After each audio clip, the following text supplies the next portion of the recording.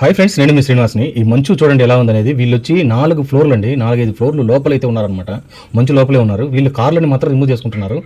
ఎందుకంటే కార్లు డ్యామేజ్ అయిపోతాయని. దీన్ని బయటికి తీసుకొని రావడం చాలా కష్టం. ఇప్పుడు మీరు ఆలోచించండి ఇక్కడ ఎలా ఉందనేది. మొత్తము ఒక 5 ఫ్లోర్ల కింద పై వరకు మంచు అయితే వచ్చేసింది అనమాట. పిల్లలందరూ ఆడుకుంటూ స్కేటింగ్ అట్లాంటివన్నీ చేసుకుంటున్నారు.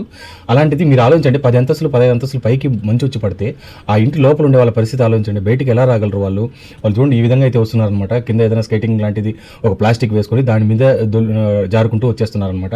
అదే లోపల మీరు ఉంటే పరిస్థితి ఆలోచించండి ఏ విధంగా ఉంటుందనేది.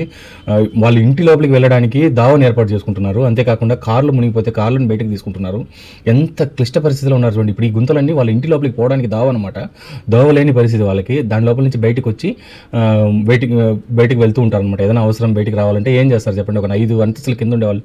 ఉదాహరణకు మనం ఇక్కడ పరిస్థితులు చూసుకుంటే మనకు ఇంటి చుట్టూ ఒక 5 రోజులు కనుక వాన పడిందంటే ఇండ్లు మొత్తం గోడలంతా చల్లగా అయిపోయి ఉంటుంది. అలాగే వాటర్ ఉంటుంది అనమాట. బయట సైడ్ మనం తగిలినప్పుడు వాటర్ కనపడుతుంది. అలాంటిది మంచు లోపలనే మనుషులు ఉంటే ఆలోచించండి ఏ విధంగా ఉంటుంది. మంచు అంటే ఐసే కదండి. వాటర్ వేరే, ఐస్ వేరే. ఐస్ ఉండేటప్పుడు దాని లోపల ఉండే వాళ్ళ పరిస్థితి ఆలోచించండి. బిల్డింగ్ పైకి వచ్చేసిందండి. 10-12 అంతస్తుల బిల్డింగ్ పైకి కూడా మంచు వచ్చి పడిపోతాయి. లోపల ఉండే వాళ్ళ పరిస్థితి ఆలోచించండి ఏ విధంగా ఉంటుందనేది. అదే ఇక్కడ జరుగుతుందనమాట. దీని ప్రకారం మనం చూసుకుంటే మన దేశానికి ఇలాంటి దేశాలకు ఉండే తేడా ఎంత అనేది మనము నోట్తో ఎంత చెప్పినా కూడా తక్కువే అవుతుందన్నమాట. అంత కష్టమైన పరిస్థితుల్లో అక్కడ ఉండే వాళ్ళు జీవిస్తున్నారు.